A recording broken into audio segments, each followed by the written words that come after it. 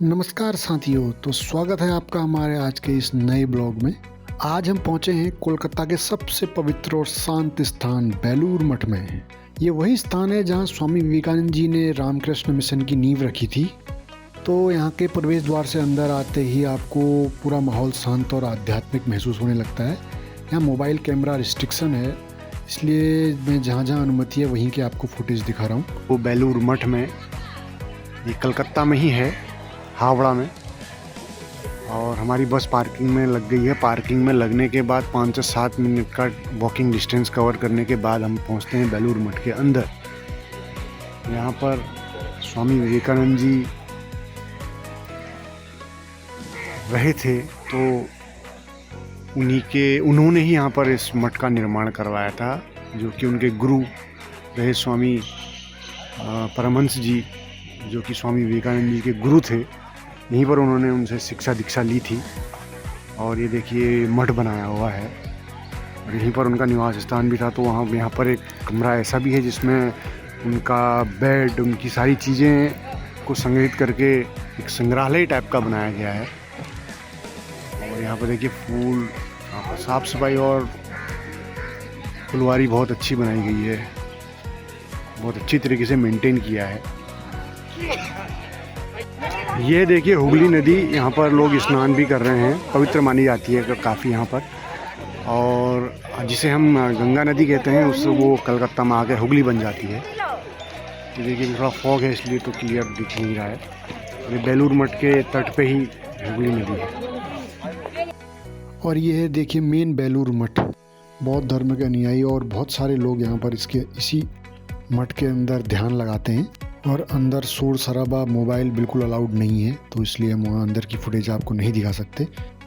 और इसके बाद निकले हम दक्षिणेश्वर काली माता के मंदिर के लिए। ये सभी लोग यहाँ पर दक्षिणेश्वर काली मंदिर के दर्शन करके सब लोग आ चुके हैं। ये देखिए अपने पारंपरिक कुमाऊनी परिधान में। इसके बाद आए हम तारामंडल में। इसका नाम MP बिरला प्लेनेटेरियम रखा गया है, जो भारतीय उद्योगपति और समाजसेवी बिरला जी के नाम पर रखा गया है। इस तारामंडल की स्थापना 1962 में हुई थी और ये भारत का सबसे बड़ा पहला प्लेनेटेरियम माना जाता है। इसका मुख्य आकर्षण यही डोम थिएटर शो है, जहां आपको 3D जैसे अनुभव में पूरा आकाश दिखाया जाता है। ये देखिए ऊपर जो ये लाइन से ऊपर को आप देख रहे हैं वाइट, ये इसमें पूरा 3D शो चलता है। और इसके बाद निकले हम रानी विक्टोरिया पैलेस की ओर। रानी के महल पे, जो कि अब म्यूजियम बन गया है। ये देखिए इसके अंदर पूरा म्यूजियम है और ये आगे के गार्डन। और इसके बाद कुछ फोटोग्राफी करने के बाद हम निकले कलकत्ता के काली घाट में काली कलकत्ते वाली माँ कालिका के मंदिर में। कलकत्ता के प्रसिद्ध मंदिर में, माँ काली मंदिर में, जिसे काली कलकत्ते वाली के नाम से भी जानते हैं, बहुत फेमस है इस नाम से, माता काली माता। माँ काली के इस मंदिर को 51 शक्तिपीठों में खास स्थान प्राप्त है। यहाँ की मान्यता है कि जब माता सती ने आत्मदाह किया था, तो शिव जी उनके शरीर को लेकर पूरे ब्रह्मांड में घूमने लगे। तब भगवान विष्णु ने अपने सुदर्शन चक्र से माता सती के अंगों को विभाजित किया था। कालीघाट वह स्थान माना जाता है जहाँ सती माता का दाहिना पांव गिरा था। और इसके बाद हम हावड़ा पुल के ऊपर से गुजरते हुए अपनी बस के द्वारा होटल की ओर। और अगले दिन हमारी ट्रेन हावड़ा से ही भुवनेश्वर के लिए है। उससे पहले हम कल हावड़ा का ब्रिज देखेंगे, उसके बाद हम निकलेंगे भुवनेश्वर के लिए। इसकी सबसे खूबसूरती यही है कि ये देखिए, ये है हुगली नदी, जो हरिद्वार से आती है, हमारी गंगा मैया। वो यहाँ पर आके हुगली बन जाती है कलकत्ता पे। हावड़ा पे हैं अभी हम। जिस साइड में बैठा हूँ उस साइड हावड़ा है और उस साइड कलकत्ता। और इन दोनों जगहों को जोड़ने के लिए बीच पे ये बना है पुल। इस पुल को कहते हैं हावड़ा ब्रिज। और ये हावड़ा ब्रिज हमारे इंजीनियरिंग की एक अनूठी मिसाल है। किस तरीके से देखिए बनाया गया है। बीच में कोई भी पिलर नहीं है, केवल 2 पिलर है। एक उस कोने में पिलर है और एक इस कोने पे पिलर है। यानी कि एक इस कोने पे पिलर बना हुआ है और एक देखिए उस साइड पे वो कोने पे पिलर बना हुआ है। बीच में कोई पिलर नहीं है। ये बहुत ही अचंभित बात है। और फिर भी इस पे देखिए रोज़ करीब 5 से 10 लाख आदमी इसमें चलता है। पैदल भी चलती है, गाड़ियाँ भी चलती हैं, बस भी चलते हैं, ट्रक भी चलते हैं और इसमें ना नट बोल्ट हैं इसमें। तो किस तरीके से ये बनाया गया होगा। द्वितीय विश्व युद्ध के टाइम पे ही इसका उद्घाटन हुआ और उसी टाइम पे जापान द्वारा इस पर बम भी गिराए गए।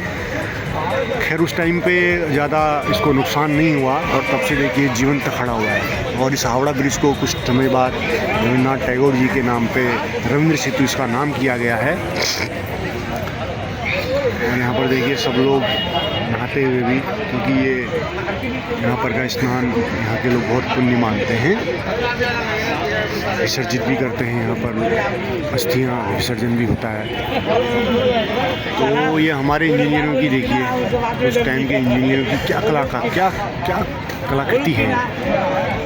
बिल्कुल अचंभित कर देने वाला है ना। बीच पे कोई पिलर नहीं और ये खड़ा कैसे होगा, ये सोचनीय विषय है। ये तो हमारे इंजीनियर काफ़ी मना तो खैर ब्रिटिश काल में है ये, लेकिन फिर भी देखिए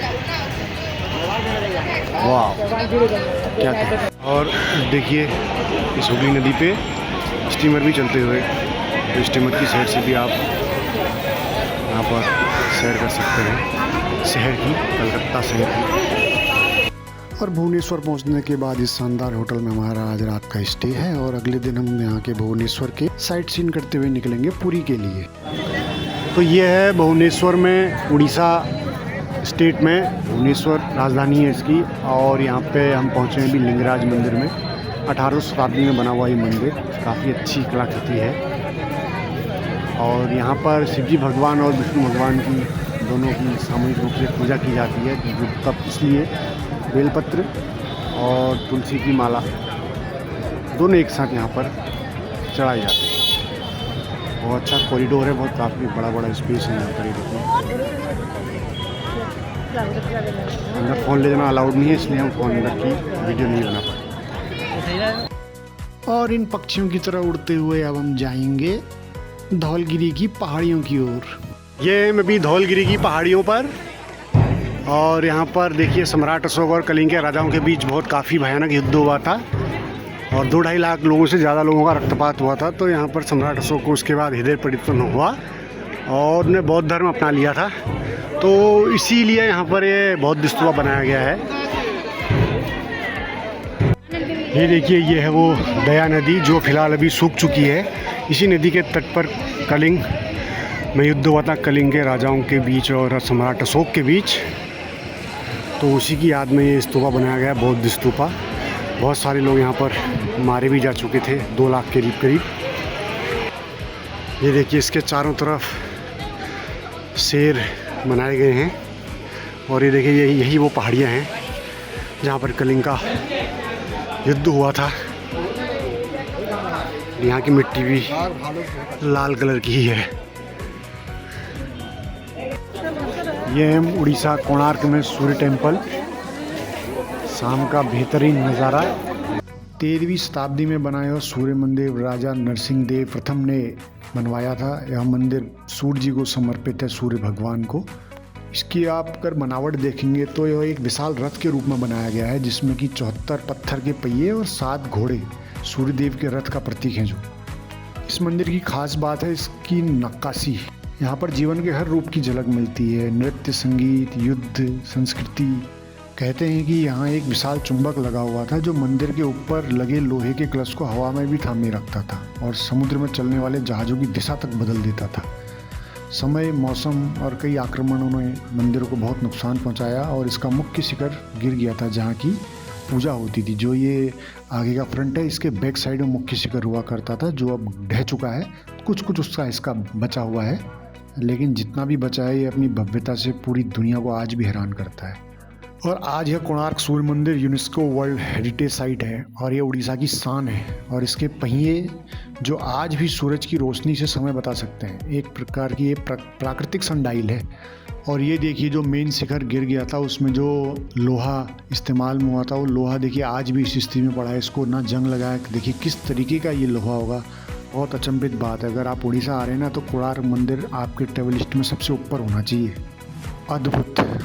और कोणार्क में सूर्य मंदिर देखने के बाद हम लोगों ने किया डिनर और उसके बाद अपनी बस में बैठकर हम चले जगन्नाथपुरी के लिए और शाम तक हम जगन्नाथपुरी पहुंचेंगे और फिर कल सुबह समुद्र में स्नान करने के पश्चात हम मंदिर के दर्शन करेंगे जगन्नाथ धाम के और उसके बाद होगा बाज़ार का लोकल भ्रमण, जिसको जो खरीदारी करनी है वो खरीदारी भी करेगा।